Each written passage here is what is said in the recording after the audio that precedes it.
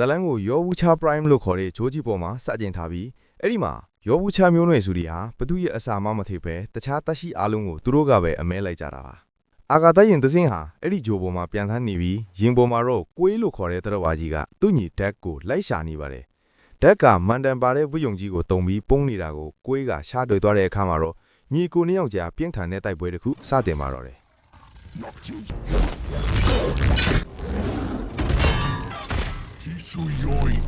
ဓာတ်ကသူ့ပိုတမ်းမလာပြီဆိုတာကိုထပ်တည်ပြဖို့ကွေးကိုအစွမ်းကုန်တိုက်ခိုက်ပေမဲ့ကွေးကအသာလေးပဲခုခံလိုက်ပြီးဓာတ်ကိုကတုတ်ချင်းနဲ့ကျသွားအောင်လုပ်လိုက်ပါတယ်ဓာတ်ပြန်ပေါ်လာတဲ့အခါမှာတော့သူဟာရောဘူးချတင်ရောက်ဖြစ်ဖို့အစင်းသင်းဖြစ်ပြီလို့ယုံကြည်နေပေမဲ့ကွေးကတော့တင်ယူစရာတွေအများကြီးလိုသေးတယ်လို့ပြောပြီးထွက်သွားခဲ့ပါတယ်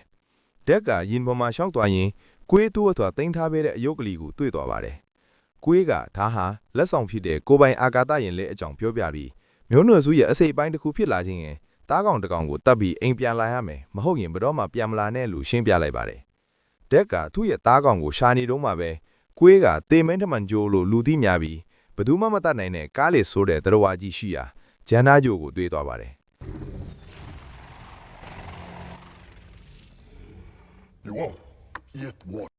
ဓာတ်ကသူ့အဖေကသူ့ကိုအားနေတယ်လို့ထင်နေတာကြောင့်သူ့ကိုသူတတ်တည်ပြဟိုကားလစ်ကိုတတ်မယ်လို့ကြုံသွားလိုက်ပါတယ်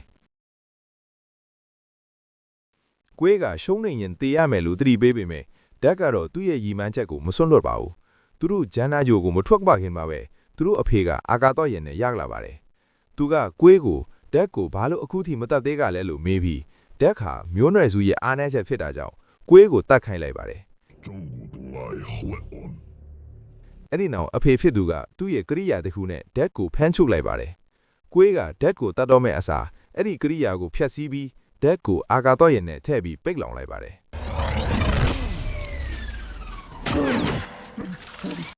ကွေးကသူ့ကိုတစ္ဆာဖောက်တဲ့အဖေကိုပြန်တိုက်ပါတယ်သူတို့အဖေမှာကိုပြောင်းနိုင်တဲ့မန်တန်အစွမ်းတွေရှိနေပြီးကွေးကိုအသားလေးအနံယူလိုက်ပါတယ်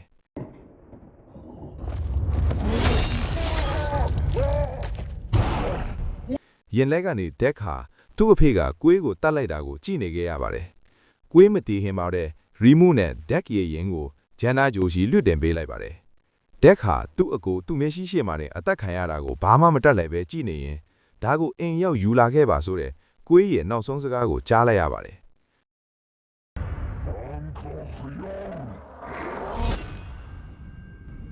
အာကာသရင်ဟာဂျန်နာဂျိုရှိကိုဥတီထွက်ခွာသွားပါပြီ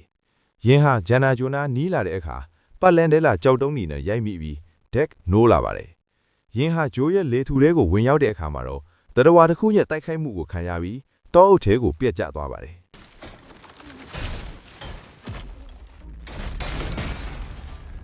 သူ့အဖေရဲ့ရက်ဆက်မှုနဲ့ကွေးရဲ့တေဆုံမှုကြောင့်တော်သားထန်နေတဲ့ဓာတ်ကတက်တိကိုမွေးပြီးကွေးထွက်အောင်မြင်ကိုအိမ်ရောက်ယူလာမယ်လို့သစ္စာဆိုလိုက်ပါတယ်သူဟာသူရှိတဲ့လက်နက်တွေကိုစစ်ဆေးနေတော့မှပဲအနာကတစ်မိကြီးတွေလှုပ်ရှားနေတာကိုသတိထားမိသွားပါတယ်သူလက်ကြီးတဲ့အချိန်မှာပဲအဲ့ဒီတစ်မိကြီးတွေကသူ့ကိုတိုက်ခိုက်ပါတော့တယ်သူ့လက်နက်ပြုတ်သွားပြီမဲ့ပြန်ကောက်ပြီးတိုက်ခိုက်နေတဲ့တစ်မိကြီးတွေကိုပိုင်းဖြတ်ပြီးလွတ်အောင်ပြေးနိုင်ခဲ့ပါတယ်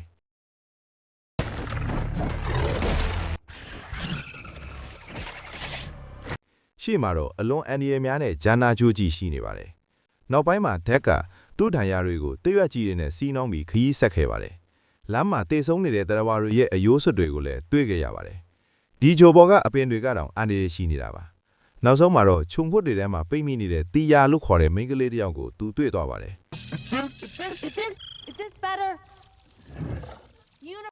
ရုတ်တရက်တရဝါတစ်ခုကကြောက်တုံးနဲ့ပြစ်လိုက်ကြောင်းအနာကအပင်တွေကတိုက်ခိုက်လာပါတယ်တီယာကသူမှကူညီနိုင်တယ်လို့ပြောပေမဲ့ဓာတ်ကတော့ရောဘူးချတွေကတယောက်တည်းပဲအမဲလိုက်တယ်လို့ပြန်ပြောပြီးအပင်တွေကိုဖျက်ကျော်တိုက်ခိုက်ပါတယ်အပင်တပင်ကရိုက်ချက်ကြောင့်သူဟာမူးဝေလာပါတယ်တီယာကကူညီဖို့တောင်းပန်ကြောင်းဓာတ်ကပစ္စည်းတစ်ခုကိုသူမစီပစ်ပေးလိုက်ပါတယ်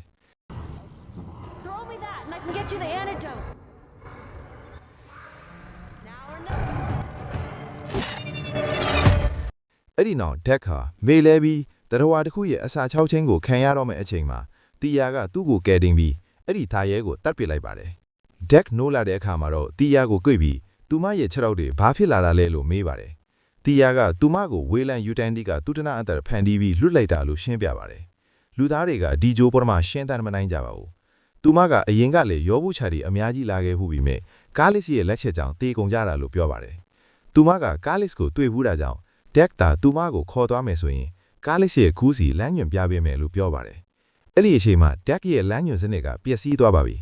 တီယာကသူမကဂျန်နာအကြောင်းပိုးတီးတာကြောင့်ဒက်အသက်အသုံးဝင်တဲ့ကိရိယာတစ်ခုဖြစ်နိုင်တယ်လို့ပြောပါတယ်ဒက်ကသဘောတူပြီးသူမကိုခေါ်သွားပါတယ်လမ်းမှာတီယာကစကားတွေအများကြီးပြောပြီးမေခွန်းတွေမေးပေမဲ့ဒက်ကတော့ဂယုမဆိုင်ပါဘူးရေစီးတလင်းဖို့ဖြတ်တဲ့အခါတီယာကသူမက predator တွေအကြောင်းအသေးချာလေ့လာထားတယ်လို့ပြောပါတယ်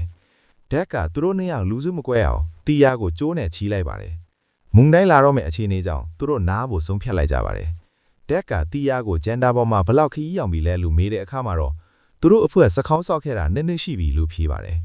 သူမကသူမရဲ့တငယ်ချင်းတက်စာပြန်လာမယ်လို့ယုံကြည်နေပါတယ်။ဒီနေ့မှာတော့ဂျန်ဒါကိုစူးစမ်းနေတော့ကားလစ်ကတိတ်ခဲ့တာကြောင့်သူတို့လူစုကွဲသွားခဲ့တာပါ။တီယာကတက်စာအရာကအသက်ရှင်နေသေးတယ်လို့ယုံကြည်နေတော့ပါတယ်။အဲ့ဒီအချိန်မှာတက်စာကတကယ်ပဲအသက်ရှင်နေပြီးဒဏ်ရာတွေနဲ့စခန်းကိုပြန်လာခဲ့ပါတယ်။သူမကို THX0522 နမူနာကိုယူဖို့နဲ့ဇီဝလက်နက်တွေရှာဖို့တာဝန်အသစ်ပေးလိုက်ပါတယ်။သူမကိုရောဘူးချတဲ့အကြောင်းလည်းသတိပေးထားပါတယ်။သူမနိုးလာတဲ့အခါမှာတော့တီယာကရောဦးချတရကအတူရှိနေတာကိုသိတော့ပါတယ်။တစ်ချိန်တည်းမှာပဲဒက်ဟာပိုက်စားလာတာကြောင့်တရဝါတကောင်ကိုအမဲလိုက်ဖို့လွတ်ပေမဲ့ညံနှန်းနေကြောင်တန်ရာရပါပါတယ်။တရဝါလေးတကောင်ရုတ်တရက်ပေါ်လာပြီးတခြားတရဝါတွေနောက်ကိုပြေးသွားပါတယ်။ဒက်ကတစ်ပင်ဘောကနေလိုက်ဖမ်းပေမဲ့ပြုတ်သွားပြီးညံနှန်းဘောကိုကြားလူညာနေဖြစ်သွားပါတယ်။နောက်ပိုင်းမှာဒက်ကအဲ့ဒီတရဝါလေးကိုတိုက်ခိုက်ပြီးသူတို့နှစ်ယောက်ကြားတိုက်ပွဲဖြစ်ပါတော့တယ်။ Deck! Look! တီယာကဒွိုင်းကြီးတရဝါလာနေပြီဆိုတာအချက်ပေးလိုက်ကြောက်ဒက်ကချက်ချင်းမဲ့သူ့လိမ့်နဲ့ပြစ်ပြီးအဲ့ဒီသားရဲကိုနှစ်ပိုင်းပိုင်းဖြစ်ပါတယ်သူအသက်ဘေးကလွတ်သွားပြီးအဲ့ဒီတရဝါလေးကလည်းအန်အော်တကြီးကြည့်နေပါတယ်ရုတ်တရက်မိုနိုဘတ်တစ်ခုကတိုက်ခိုက်ပြီးဒက်နဲ့တရဝါလေးကိုဖမ်းလိုက်ပါတယ်သူတို့အစာ၆ချင်းကိုခံရတော့မယ့်အချိန်မှာတရဝါလေးကဒက်နဲ့တီယာကိုကူညီပြီးလွတ်အောင်လုပ်လိုက်ပေမယ့်သူကောင်ကြံခဲ့ပါတယ်သူတို့၃ယောက်လုံးမိုနိုဘတ်စီကနေထွက်ပြေးကြပြီးတရဝါလေးကတော့ပြန်ဖမ်းခံလိုက်ရပါတယ်ဒက်ကတစ်ပင်ပေါ်ကနေလိုက်သွားပြီးအဲ့ဒီခြေလေးချောင်းတရဝါကြီးကိုတိုက်ခိုက်ပြီးအောင်မြင်စွာနေမြင်လိုက်ပါတယ်အဲ့ဒီအချိန်မှာတက်စာနဲ့သူမအဖွဲကတီယာကိုလိုက်ရှာနေရင်ရောဘူးချက်သွေးကြက်တွေကိုတွေ့သွားပါတယ်တက်စာအဖွဲမှာအဆင့်မြင့်လက်နက်တွေရှိနေပြီးတစ်မီကြီးတွေကိုဖျက်ဆီးပစ်လိုက်ပါတယ်အဲ့ဒီညမှာတော့တီယာဒက်နဲ့တရဝါလေးကမီးဖိုးပိတ်မှာထိုင်နေကြပါတယ်တီယာကသူတို့၃ယောက်ကအဖွဲကောင်းလေးဖြစ်နိုင်တယ်လို့ပြောပေမယ့်ဒက်ကတော့တရဝါရဲ့ခေါင်းကိုဖျက်လိုက်ရတဲ့အပိုင်းကိုပိုကြိုက်တယ်လို့ပြောပါတယ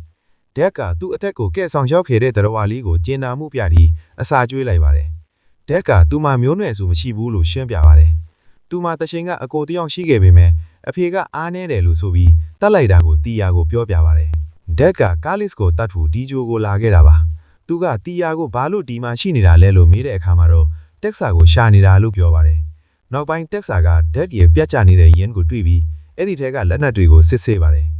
်နောက်တစ်နေ့မှာတော့ဒက်ကထွက်ခွာဖို့အစင်းသင့်ဖြစ်နေပြီမဲ့တီယာကတော့ဘတ်ထူကိုနာမည်ပေးထားတဲ့တရဝါလေးကိုထားမသွားခြင်းပါဘူးဒက်ကရောဘူးချော်တွေကတယောက်တည်းပဲအမဲလိုက်တယ်လို့ပြောပြီးဘတ်ကိုထားခဲ့ပြီးတီယာကိုပဲခေါ်သွားပါတယ်ရေတကွန်သားရောက်တဲ့အခါဒက်ကကားလစ်ရဲ့သားတစုံကိုတွေ့သွားပါတယ်တီယာကဘတ်ကိုထားခဲ့ရတာစိတ်မကောင်းဖြစ်နေပြီးဒက်ရဲ့အဖေကဘာလို့သူ့အကိုကိုတတ်တာလဲလို့မေးပါတယ်ဒက်ကသူ့အကိုကသူ့ကိုကာကွယ်ပေးရင်းတည်သွားတာဖြစ်ပြီးအခုလိုသူဟာတမ္မာစွာတက်တည်ပြခြင်းတယ်လို့ပြောပါတယ်တီယာကကဘာပေါ်ကဝင်ပွေးတွေအကြောင်းပြောပြီးအယ်ဖာဆိုတာအဖွဲကိုကာကွယ်ပေးတဲ့သူဆိုတာပြောပါတယ်ဒါပေမဲ့ဒက်ကတော့သူဟာအများဆုံးတတ်နိုင်တဲ့အယ်ဖာဖြစ်လာမယ်လို့ပြန်ပြောပါတယ်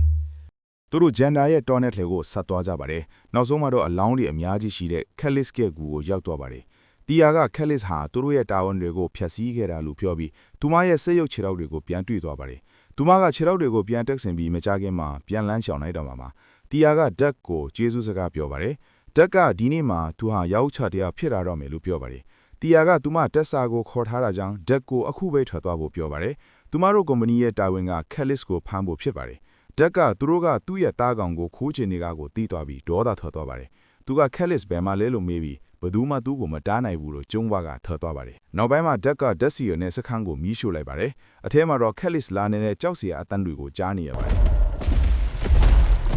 ဒက်နဲ့ခက်လစ်တို့ပြင်းထန်တဲ့တိုက်ပွဲဖြစ်ပွားပါတယ်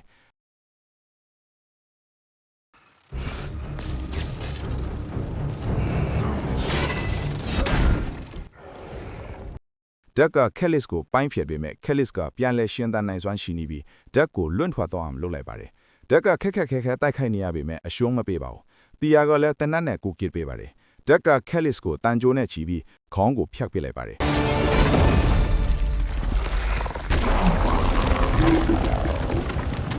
ဒါပေမဲ့ခက်လစ်ကပြန်ရှင်လာပြီးထပ်တိုက်ခိုက်ပါတယ်အဲ့ဒီချိန်မှာတက်ဆာရောက်လာပြီးခက်လစ်နဲ့ဒက်နှစ်ယောက်လုံးကိုခဲသွားအောင်လုပ်တဲ့ပစ္စည်းနဲ့ပြစ်ပြီးဖမ်းလိုက်ပါတယ်တက်ဆာရဲ့နေရာမှာဒက်ကိုပိတ်လောင်ထားပါတယ်တီယာအစ်စ်ဟာတက်ဆာရဲ့ထိန်းချုပ်မှုအောက်မှာရှိနေတာကိုဒက်ထိသွားပါတယ်တက်ဆာကဒက်ရဲ့စစ်ကိုစကန်ဖတ်ပေမဲ့ဘာအဖြေမှမရပါဘူးသူမကဒက်ကိုသူတို့အတွက်အလုပ်လုပ်ခိုင်းမယ်လို့ပြောတဲ့အခါဒက်ဒေါသထွက်သွားပါတယ်တက်ဆာကတီယာကိုပြန်နိုးလိုက်ပြီးတီယာကတော့ရောက်ချရီဟာစမ်းသပ်မှုအတွက်မသင့်တော်ဘူးလို့ကန့်ကွက်ပါတယ်ဒါပေမဲ့တက်ဆာကဒက်ရဲ့အုံနောက်ကိုပြောင်းလဲဖို့ကြိုးစားနေပါတယ်တီယာကဆက်ကိုပိတ်ပြီးဒါဟာသူတို့ရဲ့တာဝန်မဟုတ်ဘူးလို့ပြောပေမဲ့တက်ဆာကတော့သူတို့မှာခံစားချက်ရှိတာဟာတခြားသတ္တဝါတွေကိုအသုံးချကိုပဲချစ်တယ်လို့ပြန်ပြောပါတယ်တီယာကဒက်ဟာတခြားသူတွေနဲ့မတူဘူးလို့ပြောပေမဲ့တက်ဆာကတော့သူမဟာခက်လစ်အသက်ပဲလာတာလို့ပြောပါတယ်သူမကကွေးလို့အမားမျိုးမလုပ်ဘူးလို့ပြောပြီးတီယာကိုတက်တာတဲ့ထဲပိတ်ခိုင်းလိုက်ပါတယ်အဆောင်တယောက်အနားမှာအလုပ်လုပ်နေတော့တီယာကဒက်ရဲ့ဂီယေကာကိုဖွင့်ခိုင်းလိုက်ပါတယ်အဲ့ဒီဂီယေကာပောက်ကွဲသွားတာကြောင့်တီယာလက်သွားပြီးတက်ကိုပြေးဖို့အော်ပြောလိုက်ပါတယ်တက်ဟာအောက်ကရေထဲကိုကျသွားပါတယ်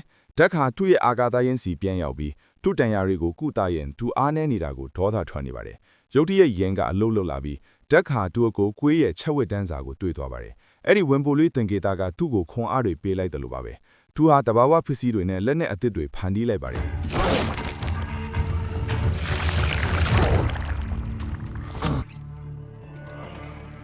လောင်မှာခက်လစ်ရဲ့သွေးခွက်တွေနဲ့ဘက်ကိုလည်းတွေ့ခဲ့ပါတယ်။တက်ခါတီယာရဲ့စိတ်ရုပ်ချီရောက်တွေကိုအဝေးကနေပြန်ဖွင့်ပေးလိုက်ပါတယ်။တက်ခါစခန်းတဲကိုခိုးဝင်ပြီးစစ်သားတွေကိုတယောက်ချင်းတပ်ပစ်ပါတယ်။ဘက်ကလည်းသူ့ကိုကူညီပေးပါတယ်။အဲ့ဒီချိန်မှာတက်ဆာကခက်လစ်ကိုတင်ဆောင်ဖို့ပြင်ဆင်နေတော့တက်တေသွားပြီးတော့တရင်မှလွတ်လိုက်ပါတယ်။တက်ခါတို့စစ်သားတွေကိုအတန်တိုက်တပ်ပစ်ပါတယ်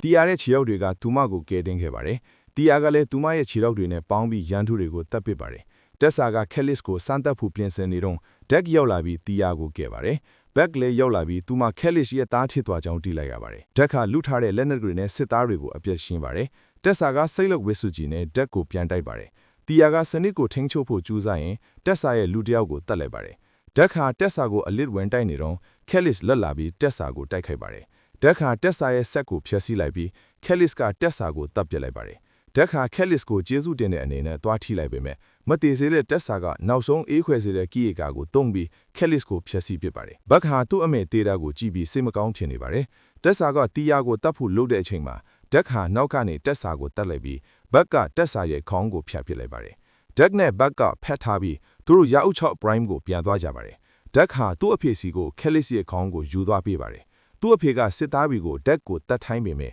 ဒက်ဟာအကုန်လုံးကိုတတ်ပစ်လိုက်ပါတယ်။အဖေနဲ့သားနောက်ဆုံးတိုက်ပွဲစပါတယ်။သူ့အဖေကကိုပြောက်ပြီးတိုက်ခိုက်ပေမဲ့ဒက်ခါရင်းရဲ့အင်ဂျင်ကိုနိုးလိုက်ပြီးဖုန်တွေနဲ့သူ့အဖေရဲ့ပုံရိပ်ကိုဖော်လိုက်ပါတယ်။